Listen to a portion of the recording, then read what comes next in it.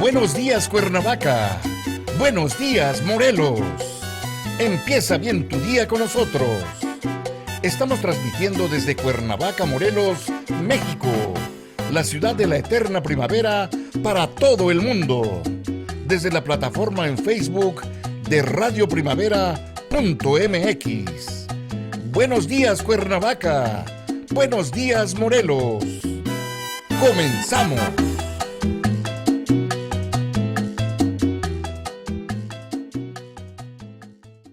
¿Qué tal, amigos? Muy buenos días, Cuernavaca, buenos días, Morelos, muy buenas tardes, Argentina, muy buenos días, Campeche. Un saludo para todas las personas que nos siguen en los diversos horarios a través de las distintas ciudades del mundo. Muchas gracias por estar con nosotros en este ciclo Recuperando nuestro Patrimonio Compartido 2020.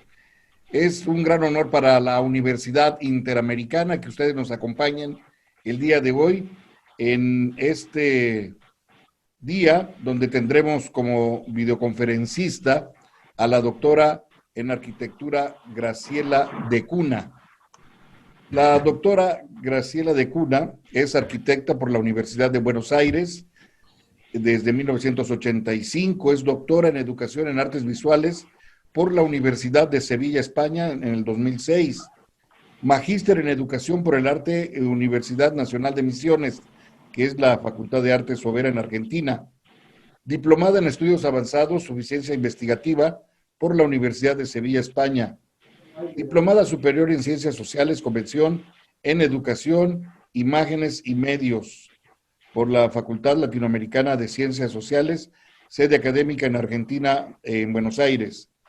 Profesora titular regular e investigadora Facultad de Humanidades y Ciencias Sociales y Facultad de Artes y Diseño de la Universidad Nacional de Misiones. Es asesora de la Comisión Nacional de Monumentos, Bienes y Lugares Históricos 2011 y continua integrante del ICOMOS, Altex, ICOP, Comisión de Patrimonio de Posadas Misiones, Comisión de Patrimonio del Colegio de Arquitectos de Misiones. Es par evaluador para carreras de grado y posgrado de la Comisión Nacional de Evaluación y Acreditación Universitaria de Argentina. Es evaluadora del Programa Iberoamericana de Ciencia y Tecnología para el Desarrollo CITED, de la Agencia Nacional de Promoción Científica y Tecnológica, el FONCIT, integrante del Comité Académico y Comité Científico de numerosos organismos. Así es que, sin más, cedo el uso de la palabra al arquitecto, al doctor en arquitectura, Juan Antonio Siller Camacho. Adelante, doctor. Muchas gracias, buenos días al auditorio y muchas gracias, Graciela, que te tenemos nuevamente. Es un placer tener una charla tuya en este ciclo que hemos iniciado en el mes de agosto y que estaremos hasta el mes de noviembre. Y justo contigo estamos iniciando el tema de las misiones jesuíticas de Argentina y que vas a tocar con aspectos amplios, como comentábamos, Paraguay, probablemente algo de Brasil. Y es un gusto, nuevamente estuvimos hace 2 años en la universidad, tuvimos el placer de tener una charla contigo y fue un ciclo muy exitoso el que tuvimos con todo este tema de las misiones, y para nosotros es muy importante conocer la actividad de los jesuitas en la zona del continente. Así que, pues bienvenida con tu charla, que va a ser muy introductoria, muy importante para los temas que vamos a seguir con el resto de las misiones de esa región. Pues adelante y bienvenida. Bueno, muchas gracias. Un saludo muy afectuoso desde Argentina. Hace un tiempo que estuve visitando México y particularmente Morelos. Estaba recordando recién con Antonio, en marzo del año pasado, acá en Argentina, donde yo vivo, que es cerca de la frontera con Paraguay y con Brasil, bien al norte, hace 38 grados de sensación térmica. Así que mucho calor humano desde acá envío para México.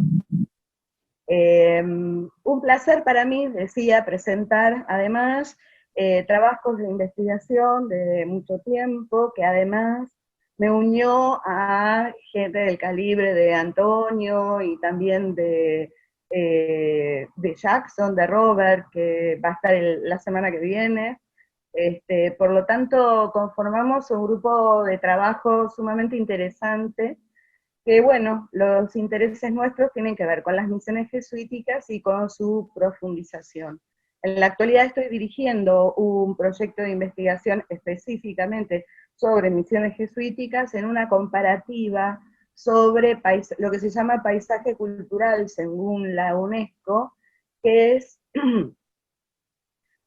la relación del hombre con ese sitio natural. De ese intercambio aparece el llamado dentro del patrimonio paisaje cultural, que tiene diversas alternativas y que ustedes también tienen de esto que estoy mencionando, y de misiones jesuíticas también. Así que tenemos muchos puntos en común con México particularmente.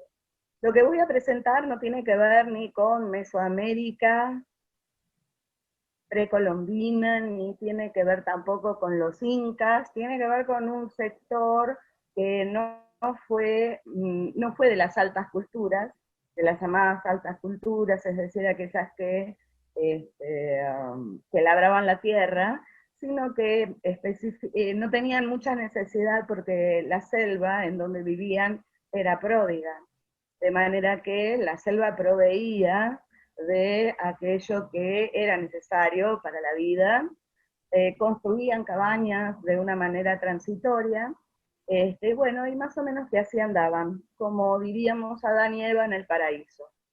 Pero de golpe llegó la colonización, y con la colonización llegaron a la región tanto los españoles como los portugueses. Particularmente los españoles se dieron cuenta de que no podían hacer que esta gente que vagaba por la selva se dedicara en un lugar a plantar, cosechar, pagar impuestos a la corona, etc. Así que vieron la forma de hacerlo, y la forma de hacerlo vino de la mano de los jesuitas. Cuando los jesuitas llegan a este territorio que yo voy a mostrar ahora, no tenían mucha alternativa a los guaraníes. Como pueblo migrante dentro de la selva, no tenían mucha alternativa porque su selva estaba tomada tanto por los esclavistas que venían de Portugal como los esclavistas que venían de España. De manera que, de alguna manera, las misiones fueron un refugio, un cobijo, para los guaraníes que se desarrollaron en ellas durante 150 años aproximadamente. Por lo tanto, hubo generaciones que nacieron, se criaron y murieron en las misiones jesuíticas. Y hubo otras generaciones que aprendieron oficios que después les sirvieron para instalarse como personas libres en las ciudades. La épica jesuítica, yo no voy a hablar a favor ni en contra de los jesuitas, yo voy a plantear el problema que acabo de plantear y voy a mostrar qué fue lo que pasó. Así que, por favor, si podemos pasar la presentación. El PowerPoint. Claro que sí.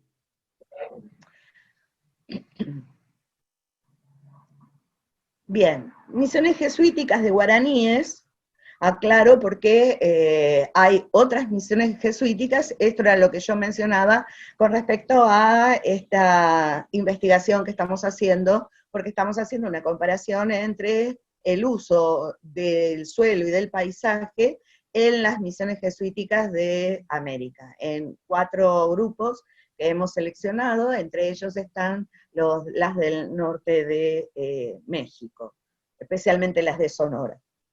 Y de Sudamérica tenemos a Chiquitos, que está en Bolivia, actual Bolivia. Se llaman Chiquitos porque son como 20 etnias, entre ellos los chiquitanos.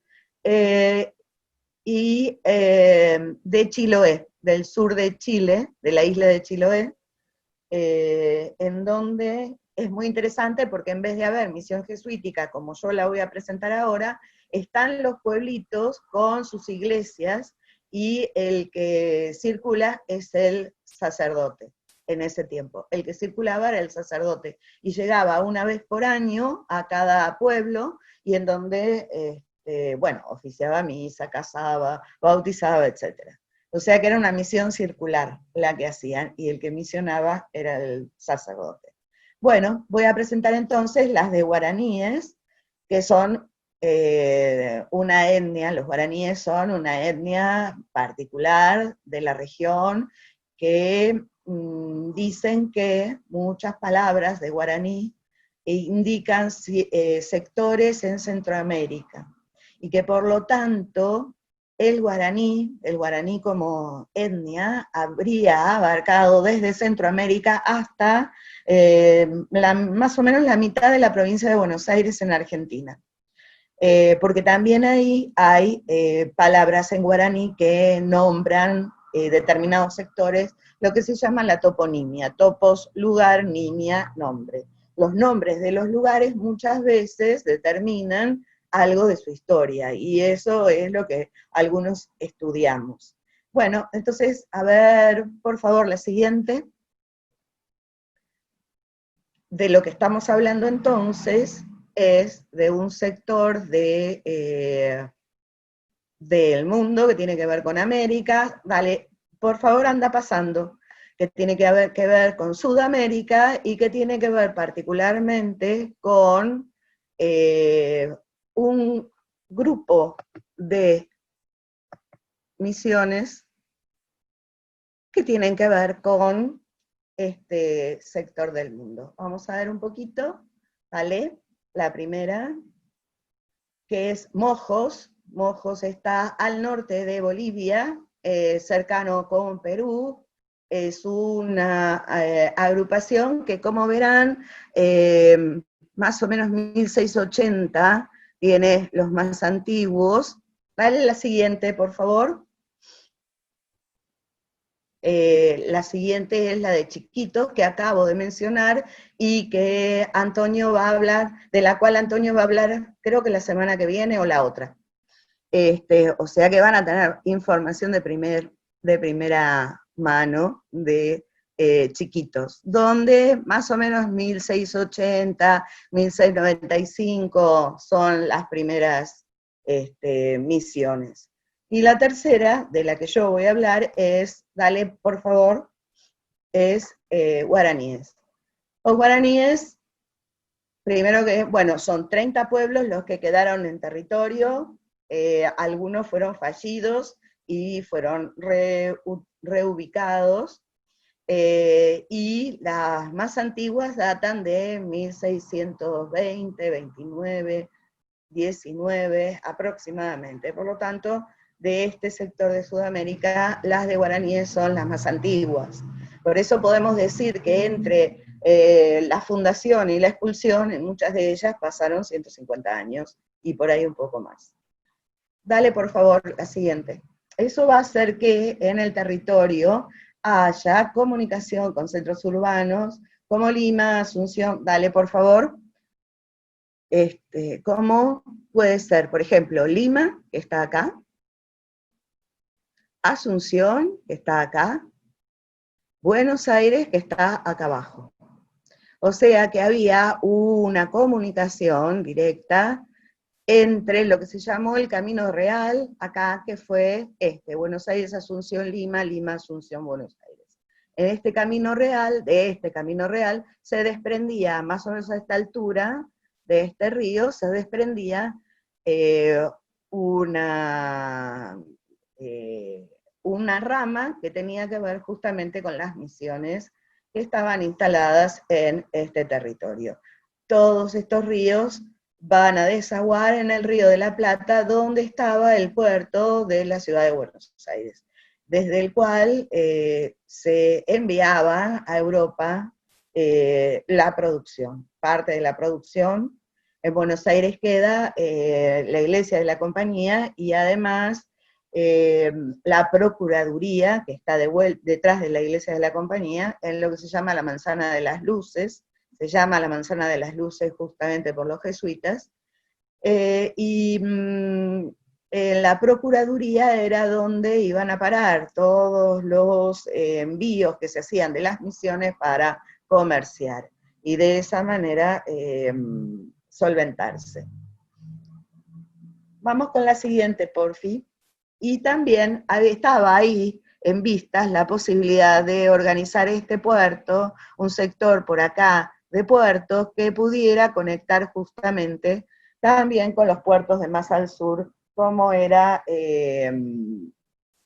Buenos Aires, y luego va a ser también la colonia de Sacramento, actual colonia, que está justo enfrente de Buenos Aires. Por lo tanto, entre los dos hacían un buen núcleo. De todos modos, la colonia de Sacramento no fue muy utilizada en épocas coloniales, ni por, o sea, hubo una disputa entre ambas coronas por la colonia, entre la corona portuguesa y la corona española por la posesión de la corona. Después hubo un cambio, la corona española cambió con la portuguesa los 7 pueblos del actual Brasil, que son estos que están acá, por Colonia del Sacramento. O sea, Colonia del Sacramento iba para España, y los 7 pueblos de las misiones jesuíticas de guaraníes iban a parar a la corona portuguesa, con el Tratado de Límites incluido. Esa cuestión puso muy nerviosos a los guaraníes, y encima la corona no utilizó mucho Sacramento, lo necesitaba por un fin geopolítico, porque con Sacramento tenían cerrada la boca la boca del Río de la Plata, que desde el punto de vista estratégico era muy importante. Pero bueno, solamente por eso, no fue que se desarrolló Colonia. De hecho, en la actualidad, desde el punto de vista turístico, Colonia muestra justamente su aspecto colonial, donde era una ciudad, un pequeño poblado colonial. Bien, continuemos. A ver la siguiente, por favor. Entonces, donde yo vivo cerca de las cataratas del Iguazú, que son muy famosas y que tienen que ver con el límite entre Argentina y Brasil. Pero cuando llegaron los colonizadores y se encontraron con las cataratas, no es que se fascinaron con el paisaje, ni mucho menos, las detestaron, porque tuvieron que vadearlas, tuvieron que cercar, tuvieron que dar toda la vuelta para poder seguir el recorrido de los ríos.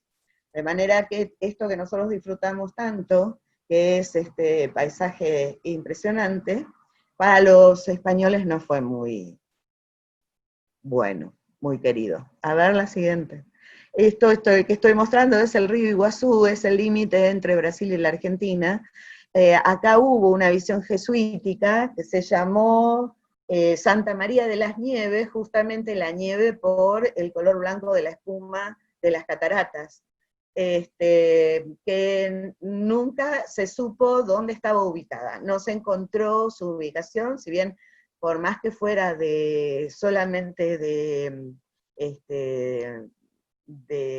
materialidad natural, igual algo debería existir. Bueno, pero todavía no se encontró. Bien, dale, la otra más. Ahí desde acá, desde el avión, se ve ahí. Esa es la Garganta del Diablo y las cataratas. Y esto era no esto, porque esto es lo construido. Ahí, esto es la Garganta del Diablo y las cataratas.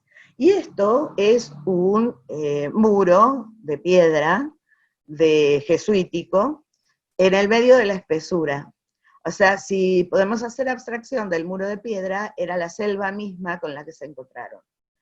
Piensen ustedes que venían de Europa, que si venían de otro lugar que no fuera selvático, la selva se impone de una manera estruendosa, diría. A tal punto que muchos de los que vinieron,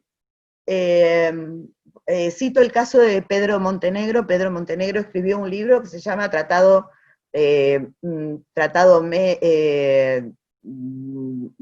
plantas y se llama Materia Médica Misionera, y es un tratado acerca de virtudes y propiedades de las plantas de la región. Montenegro había sido médico en el hospital de Madrid y vino a las misiones como protomédico. Fue mencionado protomédico del río Uruguay, justamente, y se comenta que entre sus hazañas, cuando fue a curar a los guaraníes que habían ido en una guerra, curó tanto a los enemigos como a los guaraníes, o sea, un ser de mucha humanidad. Este ser de tanta humanidad, cuando llega acá, dice, ¿qué me van a enseñar estos indios? Yo soy un médico reputado, vengo desde Madrid, y estos indios a mí no me van a enseñar nada. Pero bueno, resulta que el hombre, cuando se interna en la selva, se da cuenta de que no conoce ninguna de las plantas. Se da cuenta de que no se entera de nada. Así que tiene que recurrir al Kurusuyara, que así se llama Kurusuyara, quiere decir el que porta la cruz en guaraní.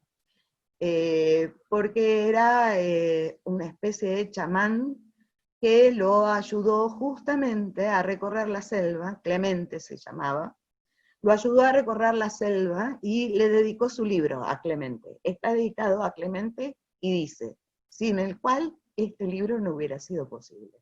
O sea que esa mirada conversa, yo creo que pasó, le pasó a muchos, esa conversión de la mirada frente a lo que se encontraron. Bien, a ver, sigamos. ¿Otra? Entonces, ¿qué es el misionar? Dale otra, por favor. ¿Qué es el misionar? Estos guaraníes, dale otra más, que se encuentran en este territorio, en donde nosotros tenemos que hablar de un desarrollo territorial. ¿Por qué? Porque más allá de la misión en sí, hay un concepto de región. Hay un concepto de región, un concepto innovador en ese momento de región. Estamos hablando de lo que acontece entre el siglo XVII y hasta 1768, que son expulsados. O sea, todo el siglo XVII y parte del XVIII. Una renovación conceptual, decía, en donde se trabajó mucho un concepto que en la actualidad se usa mucho en planificación regional o territorial, que es clúster. El clúster quiere decir racimo, se escribe clúster, quiere decir racimo, y quiere decir que en un racimo todas las uvas forman parte de la totalidad porque se unen a partir de los cabos y ramas. Esos cabos y ramas de este racimo son las rutas que se establecieron, rutas, puentes, capillas a los costados de las rutas, el Señor, y otro tipo de construcciones que facilitaron esta relación de estos jesuitas en territorio guaraní.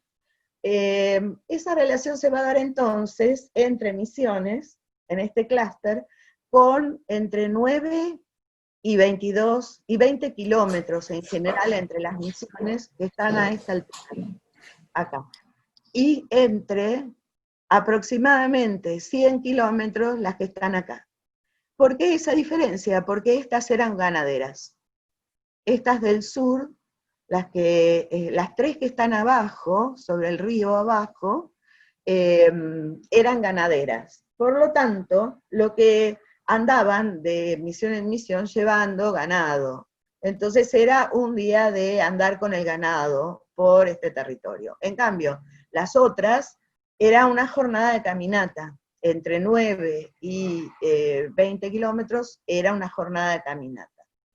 Eso se tuvo en cuenta para este desarrollo territorial y esta renovación conceptual, en donde todas las partes conformaban la totalidad. Y era imposible pensar la totalidad sin las partes.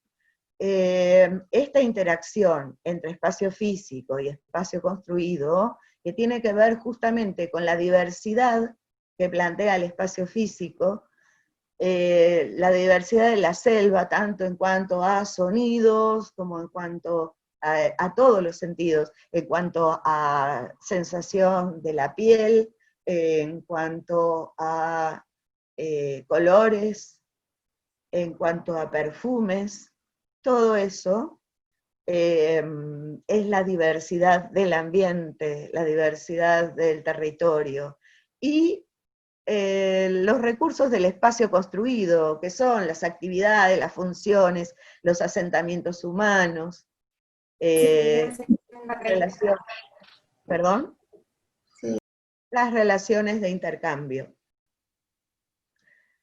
¿Por qué? Porque internándonos un poco más en esta escala, yendo un poco más a una escala menor, podemos ver que cada misión jesuítica, a su vez, no es solamente la parte construida, el rectángulo de piedra, como nos gusta decir a nosotros, sino que tiene también estancias, estanzuelas, puestos, capillas y mucha actividad. A ver, primero la estanzuela, que era la que estaba más cerca de la misión, y a donde iba a parar, por ejemplo, el ganado que se iba a usar durante una semana, comiendo en la misión durante una semana. Después estaban los puestos de las estancias que podían llegar a estar hasta 100 kilómetros, y generalmente al sur. Por lo tanto, las estancias están en donde ahora es territorio brasilero, en límite con Uruguay. Entonces, todo ese terreno dominado, todo este territorio fue estudiado. O sea, a partir de los primeros asentamientos, este territorio fue estudiado. Los primeros asentamientos se van a dar en el norte, en la zona llamada Guairá. Por eso les decía que había una misión jesuítica que estaba en las cataratas. Pero no les gusta ese territorio, está demasiado expuesto, así que prefieren ir bajando. Cuando van bajando se empiezan a asentar en estos pueblos, decía en 1619, 15, por ahí, los primeros asentamientos, y van probando ese territorio, van investigando el territorio y van viendo. Una de las misiones jesuíticas más tardías es la 1704, la de Mártires, que está por acá.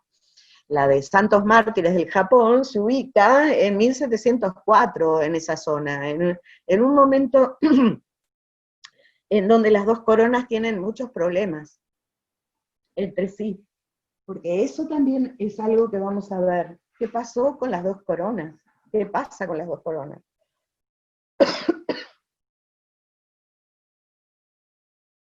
A ver, la siguiente.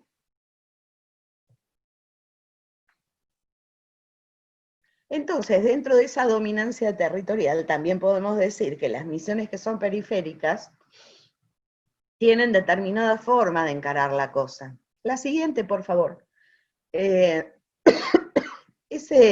Esa forma de encarar, bueno, ahí estamos, bien en territorio. Fíjense, no pinté la lámina, es lo que manda el Google Earth.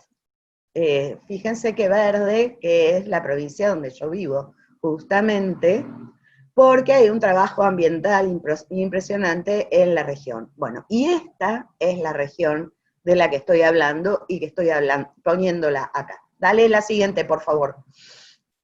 Es así que entonces pongo sobre esta un mapa de la época de los jesuitas, es 1771 de Cardiel. En realidad es un poco después de la expulsión, y es un fragmento. Es un fragmento en donde están... ¿Podés ir pasando, por favor?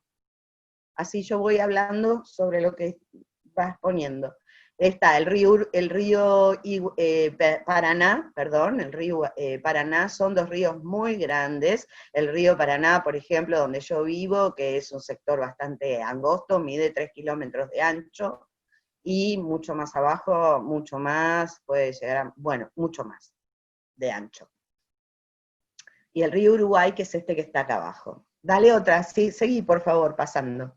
Entonces ahí tenemos arriba Paraguay, en el medio Argentina, y abajo y abajo Brasil. De Paraguay tenemos los 8 pueblos que están ahí, ahora los vamos a ver. Están puestos en rojo porque es una característica de la bandera paraguaya, que tiene rojo, y la bandera brasilera tiene verde, y la argentina tiene celeste, así que eso me va a servir para mencionar los 3 grupos. Muchas de estas misiones están en el territorio aún. Muchos de estos relictos todavía los tenemos en territorio. Los 7 pueblos de Brasil, que eran los que estaba diciendo recién, que se cambiaron por la colonia de Sacramento, en actual Uruguay. Ahí estamos. El más cercano a la Argentina, actual Argentina, es San Nicolás, en la zona de las misiones que voy a desarrollar. Y el más lejano, Santo Ángel.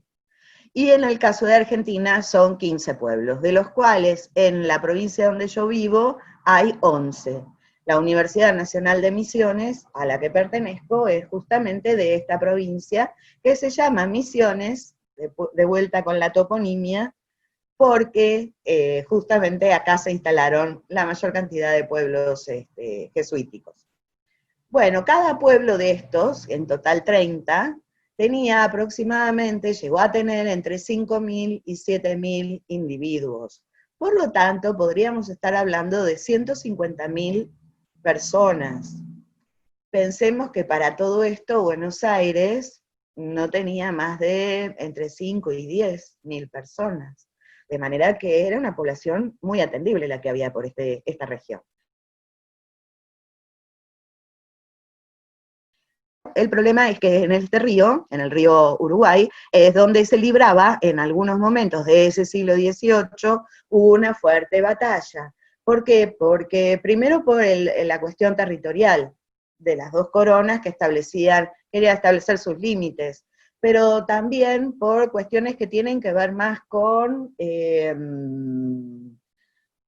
pertenencia y pertinencia. Por ejemplo, en el caso de la corona española, el rey de España les había prometido a los guaraníes que iban a ser sus súbditos, y que por lo tanto él los iba a proteger. Entonces cuando entrega estos 7 pueblos, estos pueblos de acá abajo, los entrega a cambio de la colonia de Sacramento, los guaraníes se sienten traicionados por el rey.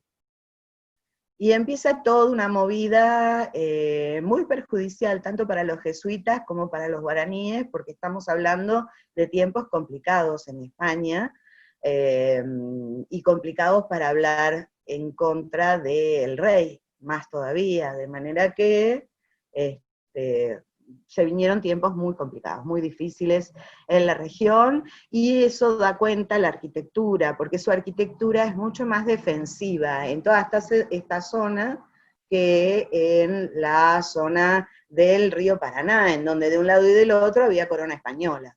De manera que la cuestión defensiva interesante está dada por paños de piedra de grandes dimensiones. A ver la siguiente, por favor.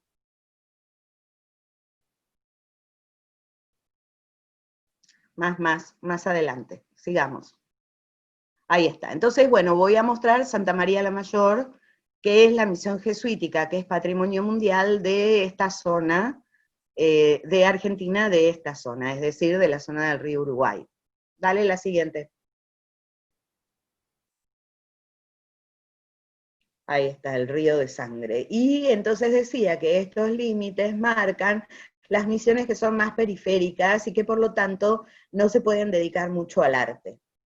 Como si se van a dedicar las misiones que están sobre el río Uruguay, el río Paraná. Entonces, en el caso del río Uruguay, vamos a ver la cuestión defensiva llevada a la arquitectura. Dale la siguiente, por favor.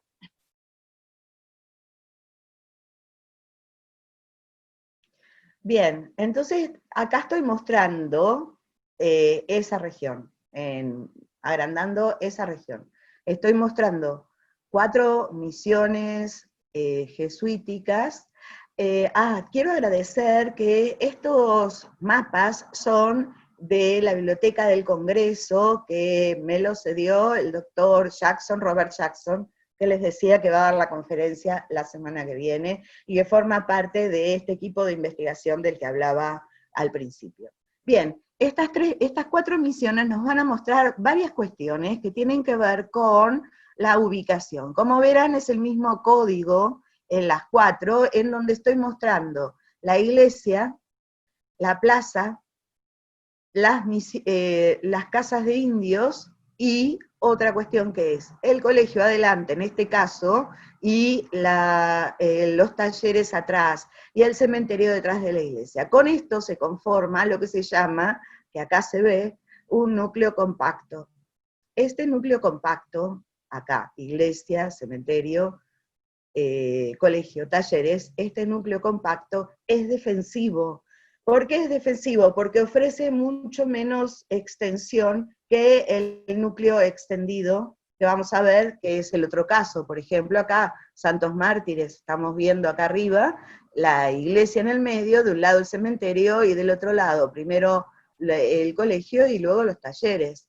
Entonces, ese núcleo extendido tiene mucho más superficie expuesta al exterior. En cambio, el núcleo compacto es lo inverso. La primera misión jesuítica que se establecerá en la región va a ser esta, Santa María la Mayor. Y miren cómo, a ver, ¿me pones otro enter más? Ahí está. Con el norte, fíjense, mirando al norte, tenemos orientación este-oeste, al mejor estilo europeo, orientación este-oeste. Acá, ¿qué quiere decir? Piensen ustedes que, vamos a esta escala, acá está el templo, y tiene la misma orientación, este-oeste. Y acá está el colegio, acá están las habitaciones de los padres, acá en este primer cuadrado. En el patio del colegio están las habitaciones de los padres. Por lo tanto, los padres, las habitaciones, tienen la misma orientación que el frente del templo. ¿Estamos? Por lo tanto, si el frente del templo, en este caso, es oeste, a ver, norte, sur, este, oeste. Si el frente del templo es oeste, quiere decir el frente de las habitaciones de los padres también es oeste. El oeste, en este clima, es morirse de calor. ¿Por qué uno se muere de calor en este clima? Porque el oeste es el sol de la tarde, es el sol que más concentra el calor en las habitaciones, de manera que es lo menos recomendable que hay. Ahí se dieron cuenta. Entonces, en las siguientes misiones, fíjense cómo van cambiando la implantación hasta lograr, para mí, la mejor, que es esta, la de Santos Mártires, que supera la de San Javier. Fíjense cómo va rotando, me encantó. Acá Concepción rota un poquito, San Javier rota un poco más, y finalmente Santos Mártires, que es la más nueva, les decía, Santos Mártires 1704 se funda. Evidentemente ahí había, ahora les voy a mostrar el territorio, el terreno específico, van a ver que encontraron el lugar justo para plantar la misión. Entre las cartas que había entre los jesuitas y España, más o menos a mitad del siglo XVII, 1640, 45, por ahí, había habido dentro de las cartas que se mandaban de un lado y del otro, habían visto que acá, en este territorio, habían pensado en ubicar una misión en una altura que fuera protegida y que tuviera buena visualización desde esa altura, que pudiera estudiar el territorio, reconocerlo, y que además pudiera ser un lugar en donde pudieran cobijarse a aquellos jesuitas que o estaban enfermos o estaban viejos, y por lo tanto podían encontrar su refugio en esta misión, Santos Mártires del Japón.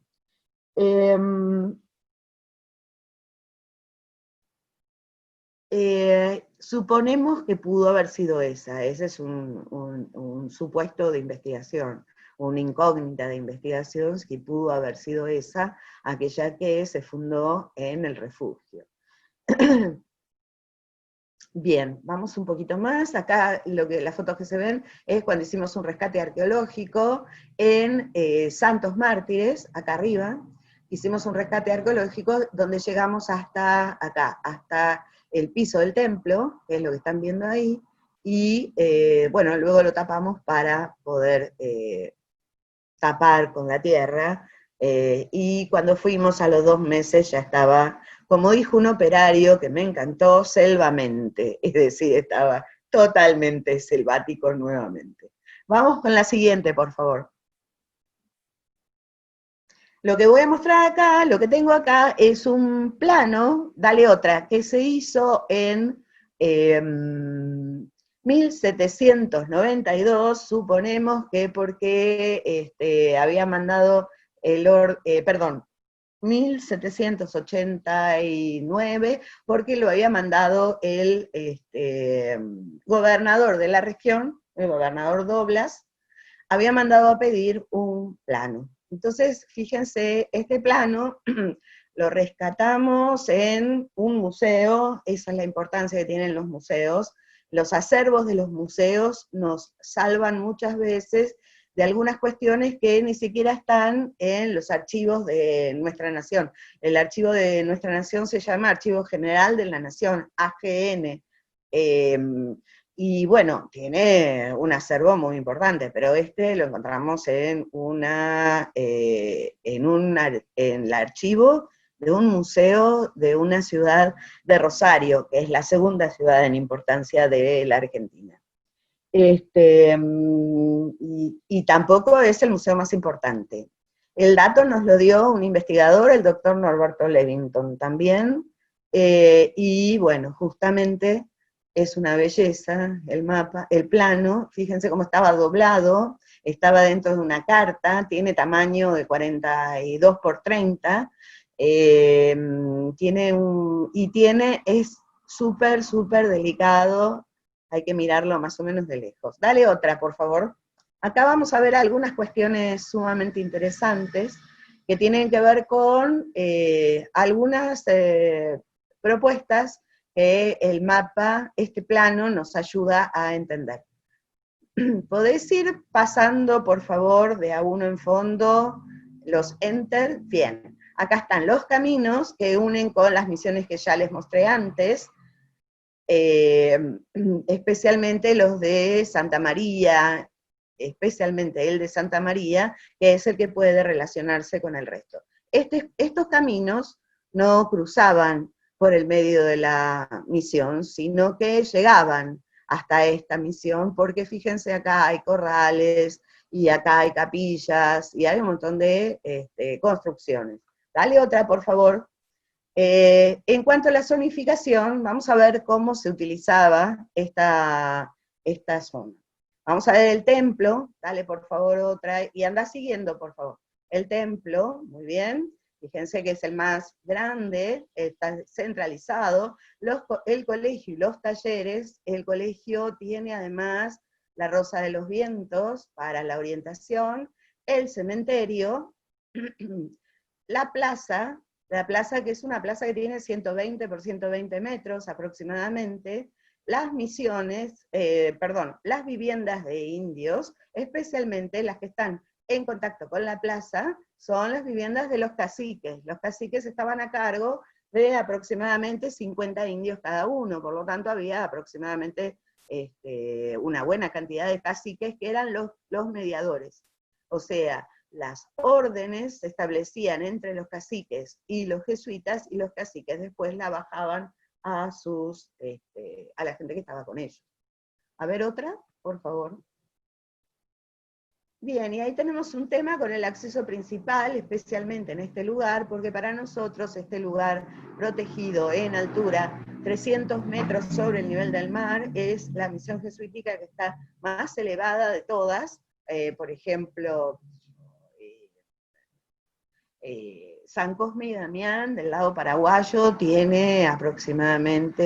está aproximadamente a 100, 120 metros sobre el nivel del mar, y lo mismo sucede con, por ejemplo, alguna de las brasileras, como por ejemplo podría ser San Nicolás, que está en relación con el río. En cambio, Mártires, Santos Mártires de Japón, está en la altura, está en lo que se llama las sierras centrales de la provincia, por lo tanto, divisoria de aguas también, o sea, está en un lugar que evidentemente, con Santa María ubicada a los pies, Santa María la Mayor está ubicada a los pies de esta serranía, evidentemente tuvieron un tiempo entre la implantación de Santa María aproximadamente en 1630 y la ubicación de Santos Mártires en 1704, en esos 70 años tuvieron tiempo de revisar el territorio para encontrar un espacio que fuera el óptimo para implantar una misión, y lo lograron realmente. Porque justamente esa situación de protección hizo que la misión permaneciera fuera de la mirada de los ladrones de tumbas y otros. Bueno, por supuesto, andan por estos lugares, estos relictos, buscando algo. A ver, otra. Las plantaciones que tienen que ver con, justamente a qué se dedicaba esta misión, bueno, ahí dice naranjales, pero en realidad es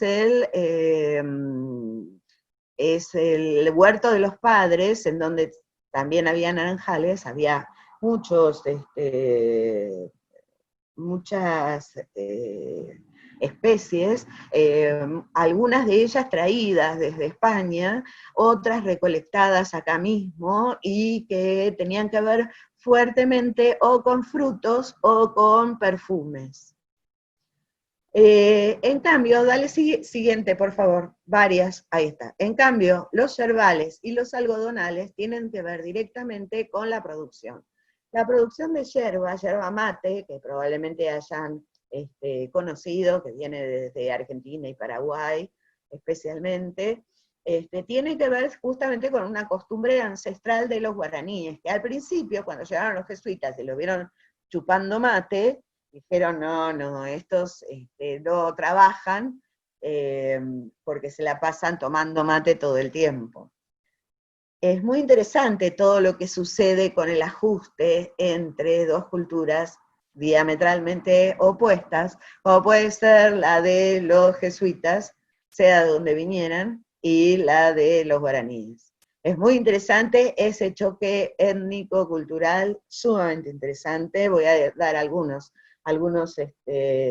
argumentos, por ejemplo, a ver, por ejemplo, el cacique tenía muchas esposas. El cacique tenía muchas esposas. Y una señal de bienvenida para el que venía de afuera, que llegaba a la tribu, era darle a las esposas para que se divierta, en señal de bienvenida. Piensen ustedes que llegaron los jesuitas, que se supone que nada que ver con esto, así que eso es un elemento justamente de ajuste. Siguiendo ese hilo, los guaraníes se organizaban en las familias ampliadas. ¿Qué quiere decir? Los tíos, los primos, los abuelos, los padres de los otros, y así todos juntos porque eran familia. Y vivían todos juntos. Los jesuitas, por supuesto que se horrorizaron cuando llegaron y vieron eso, pero tardaron 100 años, fíjense, 100 años, o sea, la cantidad de familias que pasaron toda su vida dentro de esos 100 años, digamos, fue un proceso que terminó siendo de una organización familiar como la conocemos,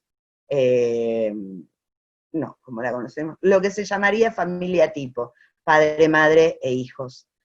Que los hijos muy rápidamente se iban del nido familiar porque formaban rápidamente pareja y rápidamente seguían agrandando la tribu.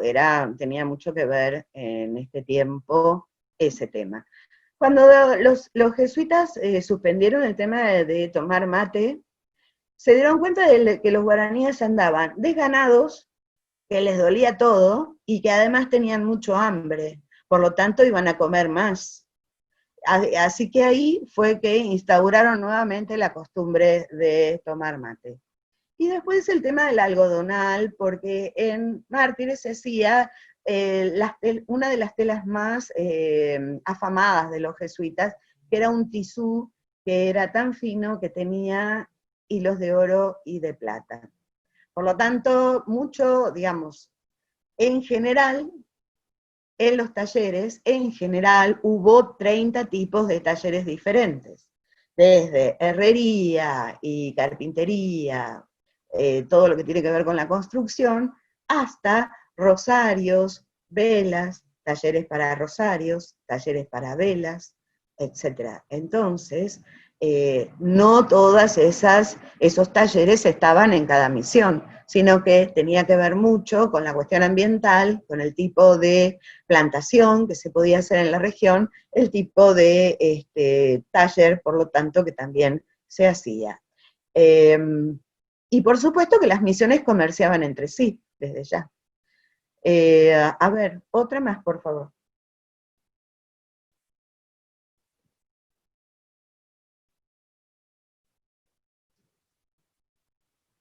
Otra más. Ahí está.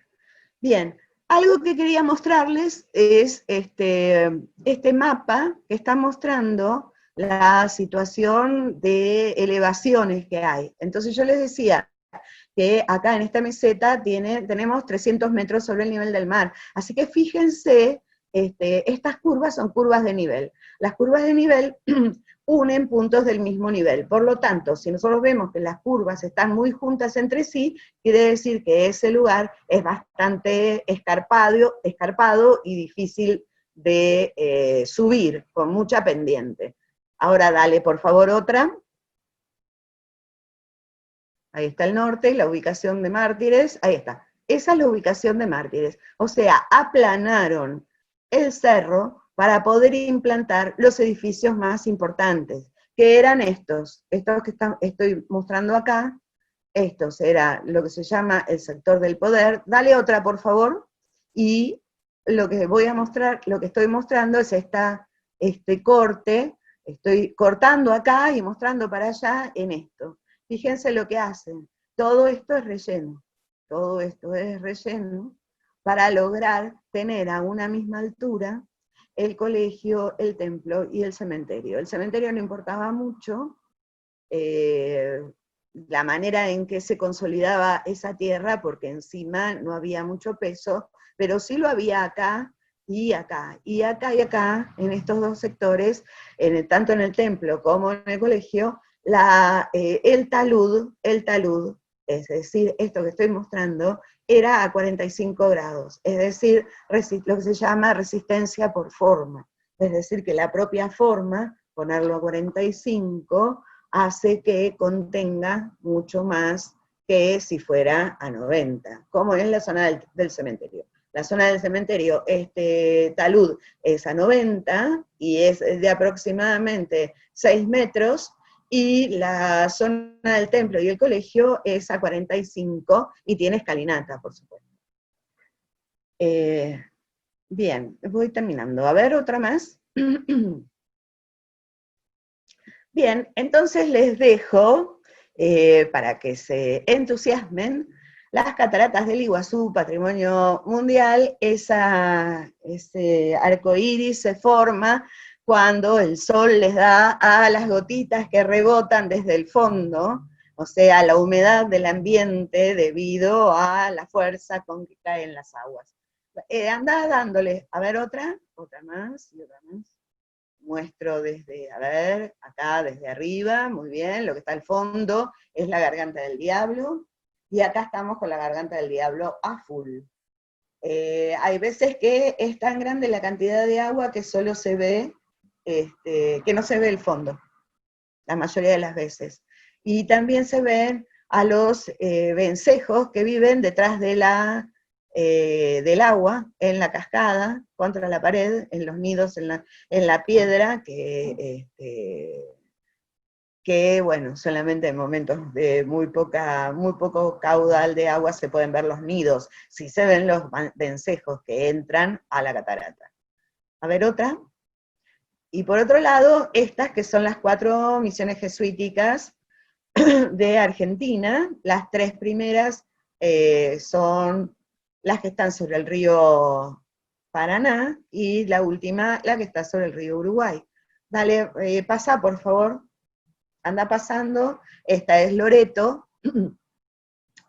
sumamente interesante porque tiene algunas cuestiones de culto particulares. Esta es San Ignacio, la que tiene mayor cantidad de esculturas y que muestra un estadio bastante avanzado, y es la más visitada. Esta es Santa María la Mayor, que tiene esta, me encanta esta escalera, por eso la pongo siempre, esta escalera borrominesca de contracción y dilatación para los colegas arquitectos, una delicia digna de ser vista, y que da al patio de los padres, que a su vez en el interior replica la escalera. Sí, dale. Y la siguiente, Santa María la Mayor, la que estuve desarrollando, tiene que ver con los grandes muros de piedra, esta cuestión defensiva que la contrasta fuertemente con las 3 anteriores. Por lo tanto, hay que venir y ver el circuito entero, porque cada misión muestra una parte de esa historia. Bueno, a ver qué más, me parece que nada más. A ver un poco de bibliografía, ahí estamos, algunos libros, algunas publicaciones. Faltó, mira, no se ve, yo por lo menos no veo UNESCO, abajo de todo están, estas misiones están en UNESCO, así que si buscan UNESCO van a encontrar en UNESCO las misiones. Los 3 países tienen misiones que son patrimonio de la humanidad. El país, Paraguay tiene 2, que son Trinidad y Jesús, y Brasil tiene una, que es San Miguel. Y de vuelta, viendo la totalidad de las misiones, uno tiene una idea bastante más afinada de qué se trata. Dale otra que me despido. Bien, ahí tienen mi correo porque se quieren comunicar, y con ese código QR también para comunicarse. Bueno, me encantó. Díganme qué preguntas hay o si podemos charlar entre todos. Bien, muchas gracias, doctora Graciela de Cuna. Le vamos a pasar el micrófono al doctor Juan Antonio Siller. Doctor Siller, ¿está por ahí? Ahí estoy. Ah, Sí, ya. doctor Siller. Voy a quitar la pantalla. Bueno, no importa que no se vea la Sí, pantalla. sácame de la pantalla. Sí, Ahí está. ahí está. Ahí está. Hola. Graciela, me encantó tu conferencia, a diferencia de la de hace 2 años, con esta aportación de los paisajes culturales y de los emplazamientos. Es algo nuevo que no habíamos tenido oportunidad de escuchar, y era algo que yo venía también junto con Robert y con ustedes, viendo el tipo de emplazamiento, o sea, cuáles fueron las constantes que encontraron, y creo que este estudio que ustedes están realizando resulta importantísimo, que las orientaciones no tienen que ver tanto con un aspecto litúrgico como de las otras órdenes mendicantes. Es decir, en la parte de México, pues rápidamente en un pueblo sabemos la orientación, si el convento es franciscano o agustino dominico, porque prevalecen la orientación oriente-poniente del eje litúrgico del templo, y luego los cuadrantes de la población y la traza. Pero con los jesuitas cambia, es decir, el concepto no va a partir del templo, va a partir del emplazamiento, es otro concepto más abstracto, a mí me parece, donde el concepto de orientación no es tan importante para ellos, porque la orientación es el propio asentamiento, o sea, el templo, ahí es donde está, no tiene que mirar a ningún lugar, ahí está. Entonces el emplazamiento no tiene que ser a ese eje oriente-poniente, sino a las características bioclimáticas y de la posibilidad del asentamiento en una elevación. Creo que es en ese mapa topográfico nos ilustra perfectamente cómo el lugar ideal es esa esplanada que se logra, en la que el punto más alto es el conjunto del convento, casi hacia el barranco o la pendiente fuerte es el límite de la huerta, ahí se ve perfectamente, la plaza, que es importante por el nivel horizontal que tiene, y luego las habitaciones van escalonadas en las dos laderas y en la larga, y los accesos Así se es. dan en la topografía. Entonces, hay todo un estudio del paisaje y luego logran, a partir de eso, esa es la primera constante a mí me parece, y la segunda, logran con estas grandes cubiertas de los pasillos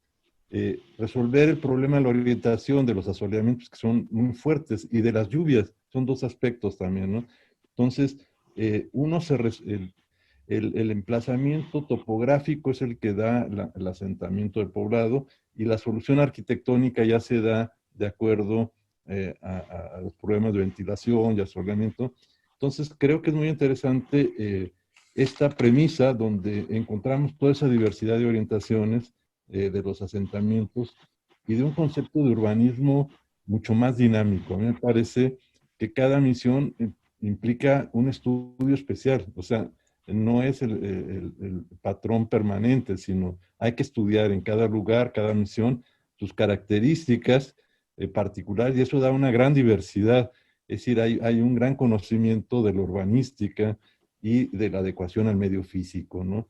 Entonces, creo que eso es un aspecto importante eh, que va más allá del aspecto nada más artístico de las misiones. Creo que es un aspecto que nos permite conocer mucho más cuáles fueron estos criterios que se siguieron, y a mí me encantó esta parte que nos presentas.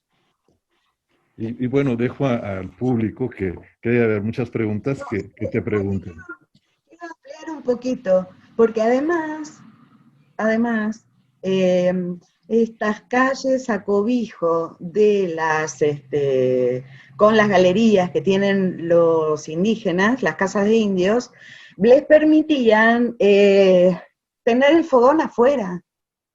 Es mucho que tiene que ver mucho con la etnia, con la forma cultural. Ellos viven en comunidad, ellos tienen en comunidad los fogones, es muy interesante. Es impresionante el tema, cómo con los jesuitas pasa, que seguramente te pasará a vos lo mismo, son, cada vez que rascas un poquito encontrás un mundo debajo. Sí, sí. Entonces, el tema de los pasillos, o el tema de la recolección de agua, la recolección de agua, que yo te escuché la otra vez hablar de eso, a vos, el tema de la recolección de agua, cómo colectaban el agua del templo, lo que caía del templo, la sí, juntaban y la mandaban, y el primer agua limpiaba los retretes, limpiaba los baños.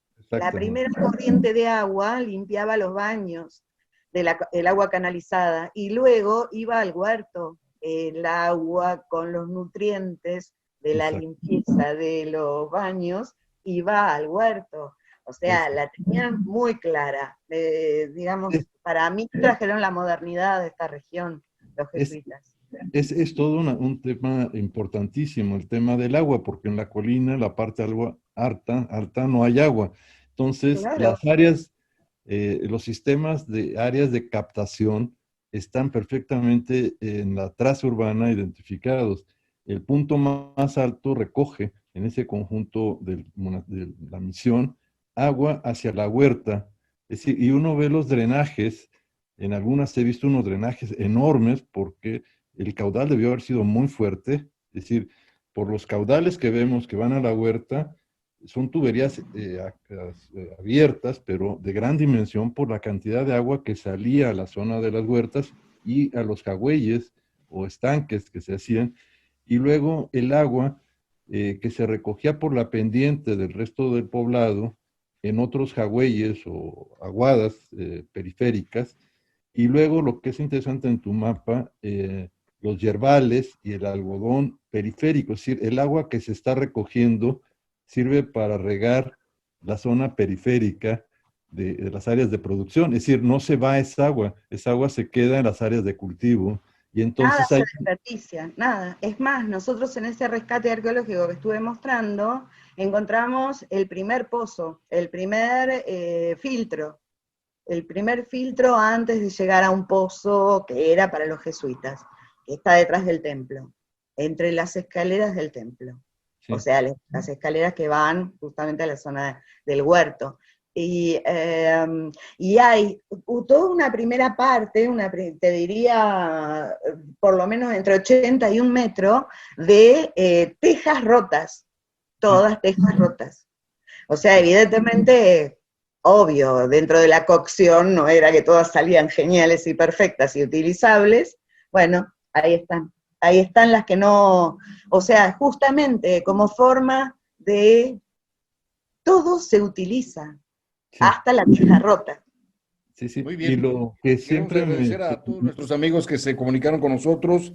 Belén, saludos desde Tierras Mineras.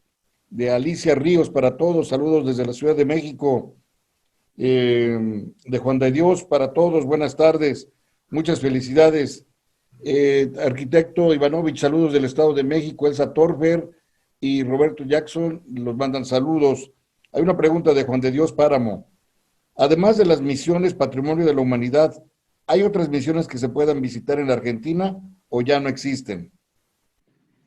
No, sí existen, pero no están a la visita turística. No están a Bien. la visita turística, sí existen, hay un montón de misiones jesuíticas. De hecho, nosotros estuvimos, les mostré, Santos Mártires del Japón no está visitable, está para estudio, y hay algunas otras que hay una parte, una pequeña partecita que la muestran los pueblos. Cuando uno va, por ejemplo, a Corpus Christi es un pueblo jesuítico que después se hizo ciudad, es una ciudad de misiones de la provincia, y tiene un sector que está recuperando sus ruinas. Lo que pasa es que para nosotros yo la verdad que querría cambiar el término ruina, porque es tan feo, ¿no? Como que, Sí. bueno, uno ya está bastante arruinado como para encima, ¿no? Para que no nos Relacionarse incluyan con la en ruina. esa lista. Bien, otra pregunta. ¿Cuál fue el motivo por el que esas misiones guaraníes quedaron como ruinas en contraparte con las de Bolivia? Porque los pueblos de Bolivia siguieron viviendo. Los pueblos bolivianos estaban muy protegidos. Por ejemplo, están a 1000 kilómetros no, bueno, a 1000 no, pero estarán a 500 kilómetros de Santa Cruz de la Sierra, que es la ciudad más importante cercana. De manera que estuvieron muy protegidos. Fue genial lo que pasó a los chiquitanos. A nosotros, a mí me pasó, yo me emocioné tanto, yo fui de visita, se hizo un encuentro de jesuítico en el 2012, y nosotros fuimos a exponer y a visitar, fue genial. La gente se muere de risa, viven riéndose, no están como nosotros con la comisura para abajo, están siempre riéndose, son más viejas que yo, tienen una trenza más linda que la mía, y de pelo negro, que les llega a la cintura. Son geniales esos pueblos. Espero que los blancos no los molestemos demasiado. Solo eso, realmente es impresionante. Y lo que pasa en realidad en las misiones de guaraníes es esto que les conté al principio. Muchos de estos artesanos fueron cooptados después de la caída de todo este sector de las misiones debido a la expulsión de los jesuitas, fueron contratados en las ciudades y fueron artesanos que hicieron lo mismo que hacían en las misiones, pero en las ciudades se reconoce la mano de muchos artesanos en la construcción de muchas casas de la ciudad de Buenos Aires, por ejemplo. Otros siguieron existiendo y en Argentina, a fin del siglo XIX, el gobierno dio permiso, el gobierno de acá, esto era territorio nacional, no era provincia, el gobierno del territorio nacional dio permiso para que se utilizaran las piedras jesuíticas en la construcción de caminos, de puentes y de viviendas. De manera que en muchos pueblos, lo cual también es interesante porque si vos, a ver, son 30 los pueblos, no hace falta mostrar los 30 para que la gente entienda. con mostrar estos 4 es suficiente, pero si querés profundizar, siempre hay formas de llegar a ver más pueblos y más producción. Porque justamente el devenir, es decir, qué pasó con ese pueblo después de la expulsión y después de la, todo, de la declaración de la independencia, etcétera, suele ser interesante de ser mirado, justamente el devenir del pueblo, cómo evolucionó ese pueblo, y no ver solamente estos pueblos que están como en una campana de cristal. Estos pueblos que son patrimonio de la humanidad están como en una campana de cristal. Vos entrás, le pagás entrada, vas a recorrerlo, tenés guía, es otra situación. Los otros, vos vas entrando a las poblaciones donde estuvieron esos pueblos y vas viendo en las bases de las casas las piedras jesuíticas. Muy bien. Ayudaron en la construcción de este territorio también. Muy bien, la maestra Belén de Pachuca Hidalgo nos dice: mil gracias a Graciela por compartir su saber con nosotros y por apoyarse en los documentos de archivos históricos, muchas veces conservados en colecciones privadas, que afortunadamente están abiertos a la consulta pública. En México tenemos muchos archivos privados que están apoyando la investigación histórica. Algunos pertenecen a universidades, museos o asociaciones civiles. Mi reconocimiento también al doctor Siller y gracias a Radio Primavera, muy amables. Y nos deja una invitación para cuando se pueda a recorrer la Ruta de la Plata. Quiero decir algo. ¿Sí? Sobre eso yo quiero decir algo. Adelante. Porque viste que siempre se dice de los museos, letra muerta, los futuristas le tiraban con todo, no querían saber de nada con los museos, pero a nosotros nos salvan los museos. Por ahí no lo que está expuesto, sí lo que está en acervo, sí lo que está guardado, pero nos salvan los museos. El asunto es que, para mí, yo creo que hay que volver al museo a explicar algunas cosas para mejorar las visitas, las guiadas, y todo. Yo los museos que visité en México me encantaron, la verdad. Bueno, me encantó todo, la visita que hice a México, 2 veces fui, me encantaron las 2 veces. Lo que más me gustó es que nos quieren a los argentinos. Eso es bastante raro para nosotros, ¿eh? Bastante raro. No es que nos quieren mucho en muchos lados, pero bueno, donde nos quieren, nos acerenciamos, eso seguro. Claro, claro que sí, México es muy... Quisiera hacer unos comentarios ahora. Yo creo, en función de esto que estábamos hablando, de los acervos y de las universidades, yo creo que el rol de las universidades es justamente ese. Yo estoy feliz de estar en mi universidad y trabajar para justamente que brille mi universidad y el patrimonio de mi provincia, de esta provincia. Para mí es muy importante. O sea, concientizar a la población sobre el uso de su patrimonio, el buen uso del patrimonio, el uso social del patrimonio, que no esté guardado para expertos nada más, sino que pueda circular entre la gente. Para mí es muy importante y es un rol de las universidades. La extensión universitaria, la visualización de estos aspectos y demostrar esos documentos. Mostrar los documentos originales, porque si no la gente también piensa que nosotros estamos inventando la cuestión, y nosotros no inventamos nada, miramos los documentos y hablamos en función de eso. Así que es bueno poner en contacto a la población con sus propios documentos, porque los documentos son de las poblaciones también. Muy bien, doctora. Por supuesto que conocemos ahora más de Misiones con este viaje que usted nos ha dado, porque ya lo conocíamos con Hugo Norberto Castillo, el misionero, futbolista de allá de Misiones. Pero ya tenemos también a nuestro amigo Robert Jackson, que tuvo algunos problemitas para conectarse, pero ya está. A ver, Robert, a tus órdenes. Ok, gracias. Buenas tardes a todos. Muchas cosas que decir, porque Graciela y yo conocimos hace 16 años en Argentina. Hemos estado amigos y colaborando desde hace tiempo. Él comentó que el año pasado vino a México y justamente entre los lugares que visitamos fue la bella ciudad de Cuernavaca, Xochicalco, y también llevamos a ella y a su marido Horacio a ver carnaval en Tlayacapan. Y otro punto, yo sé que hay fanáticos de jazz.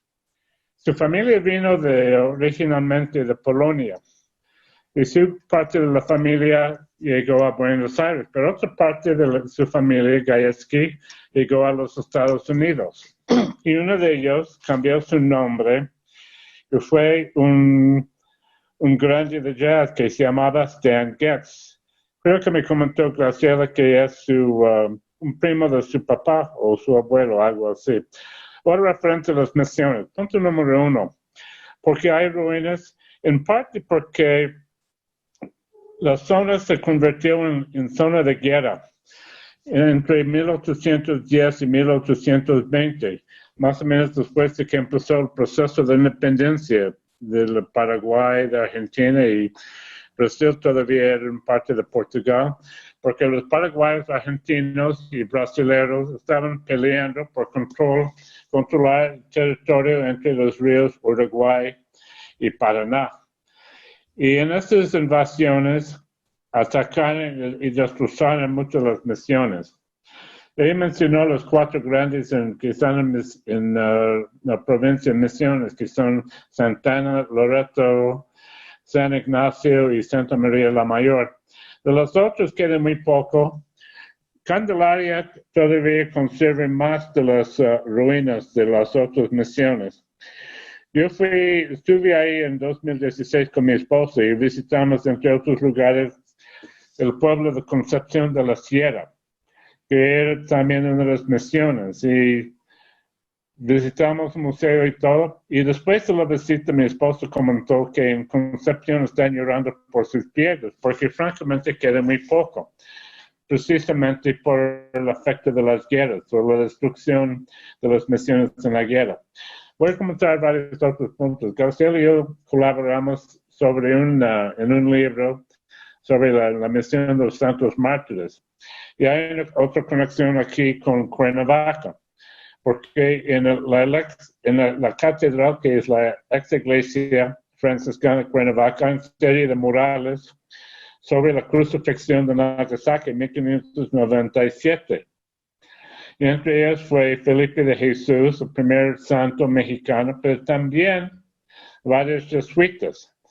En la iglesia de San Francisco Javier en Tepoztlán, en el Estado de México, hay 2 cuadros de 2 de los mártires de Nagasaki de 1597. Pero el punto que quiero hacer, los santos mártires es los santos mártires del Japón y tomaron el nombre de los mártires jesuitas de la crucifixión de Nagasaki en 1597. Entonces, ahí en los murales de la Catedral de Cuernavaca, ahí están todos los crucificados, incluyendo varios de los jesuitas. Okay. Voy a hacer 2 comentarios más. La próxima semana voy a hablar sobre la demografía. Esas misiones eran excepcionales y muy diferentes de las otras misiones en otras fronteras, por ejemplo, en el norte de México. Y la semana pasada Juan Antonio habló sobre las misiones de Baja California. Esas misiones eran pequeñas comparadas a las misiones entre los guaraníes. Más o menos a mediados del siglo XVIII, Buenos Aires tuvo una población más o menos 10,000 personas. Corrientes, como 1,500, 2,000 personas. Todas las poblaciones en el Río de la Plata eran pequeñas. En su auge, las misiones entre los guaraníes tenían una población de 141,000 personas. Y la más poblada de todas las misiones fue Chapeyú. En 1768 tenía una población de 8,500. Quiere decir que una de las misiones tenía una población casi tan grande que la población de Buenos Aires. Entonces, así fue tan importante ese grupo de misiones.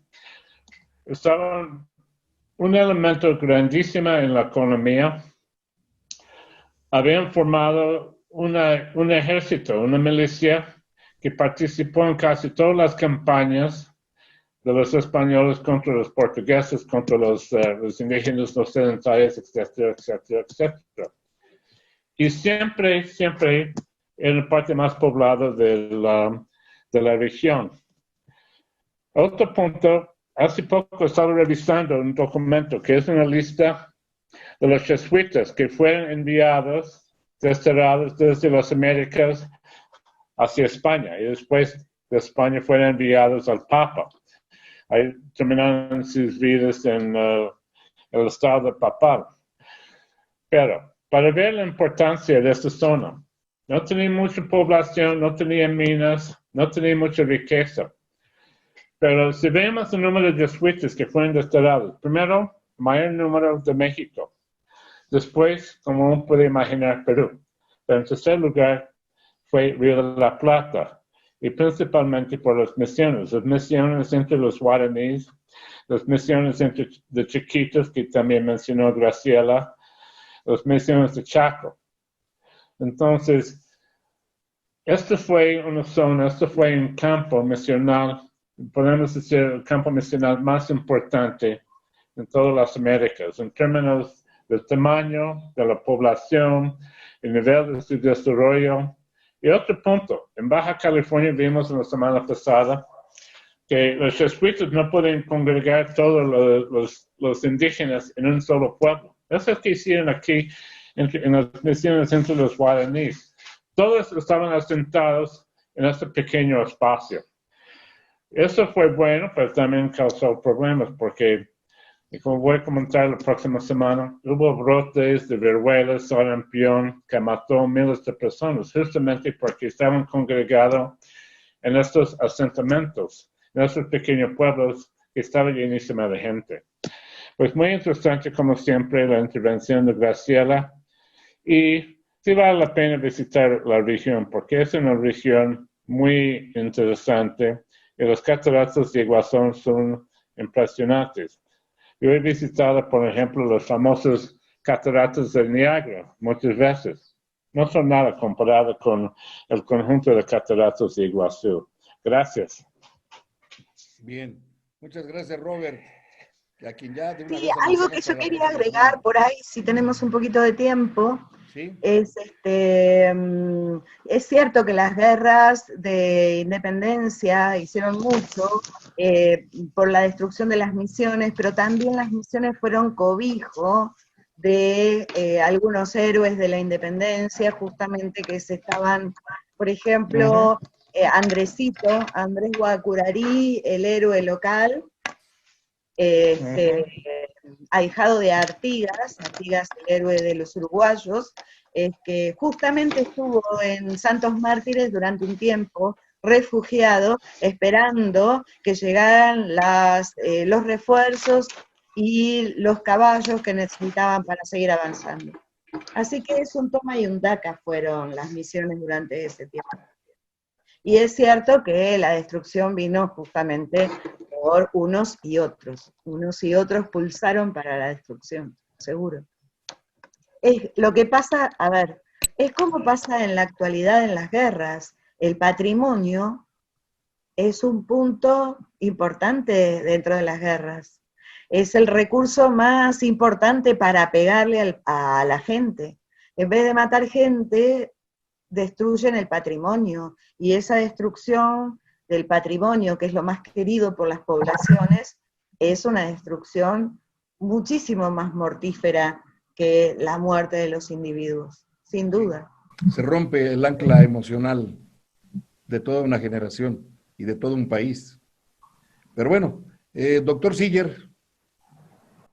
Yo concluyo con algo que comparto con Graciela, que el papel de nosotros, los que nos dedicamos a la docencia y de las universidades, es fundamental. Yo creo que en la carrera normal de una licenciatura, el tema del patrimonio debe ser siempre incluido. No nada más el diseño moderno, sino el concepto de los emplazamientos del patrimonio, de la historia y la cultura. Entonces, coincido que las universidades van a tener un papel fundamental en un futuro y en el presente, en la conservación del patrimonio cultural, y creo que ahí es donde vamos a poner nuestro máximo esfuerzo para que las investigaciones a partir de las universidades se mantengan, las publicaciones, la difusión, y es una garantía. Yo creo que las universidades con su patrimonio que son sus maestros, sus alumnos, sus instalaciones, sus acervos, son las que van a garantizar que el patrimonio se conozca, se difunda y se conserve. Entonces comparto ese tema, las universidades son fundamentales y el patrimonio debe ser incluido en la enseñanza de todas nuestras universidades, en todos los niveles, no solamente en las humanidades, en todas las áreas, creo que es fundamental. Y pues agradecer esta magnífica presentación que nos da pauta a los temas que vienen. Comento que Juan de Dios, que está aquí presente, él ha estado trabajando en el Instituto de Investigación, el Instituto de Geografía de la UNAM, su tesis, maestría y doctorado ha sido sobre chiquitos y él va a estar participando en una de las sesiones, así que es un nuevo miembro junto con todos ustedes, los que estamos conformando este grupo de estudio en las Américas, y lo presento, va a estar con nosotros más adelante, y agradecerte a ti tu participación. Muchas gracias al público en general. Gracias. Muy bien, pues muchas gracias. Le agradecemos toda la coordinación técnica de esta videoconferencia con la doctora Graciela de Cuna, a Francisco Javier Martínez. Por ahí tuvimos una pequeña baja del internet, que desafortunadamente a veces hace que se vaya un poquito el sonido, pero se resolvió a tiempo. Gracias a Francisco Javier Martínez y gracias a todos ustedes que hacen posible con su participación en una emisión más de este ciclo, Recuperando Nuestro Patrimonio Compartido 2020. Nos saludamos por aquí el próximo miércoles a la misma hora con la invitación respectiva. Hasta entonces, que la pasen muy bien, a nombre de Radio Primavera y a nombre de la Universidad Interamericana. Muchas gracias y muy buenas tardes. Ya nos vamos, pero recuerda, estás en radioprimavera.mx. Buenos días, Cuernavaca. Buenos días, Morelos.